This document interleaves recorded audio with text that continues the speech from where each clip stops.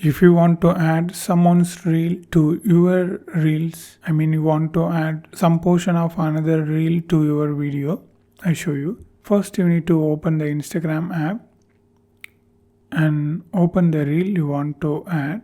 For example, if this is the reel you want to add some of the portion to your reel, just first save this to your saved. Okay, it's saved.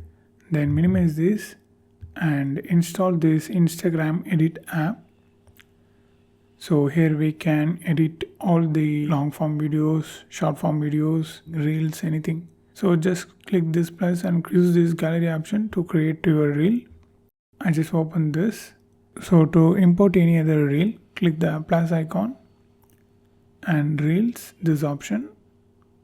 So here you can see the saved, or this option, you can use this option. You can also use your older videos, older reels to your new reel, or use this link option, copy any reel link and paste it here, and you can add that reel video to your video.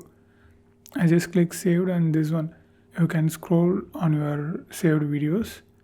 I just click this reel, boom, it's added. Here you can see, you can cut, crop, delete, anything. It's actually that simple. If you want to know more videos about Instagram, you need to watch this playlist.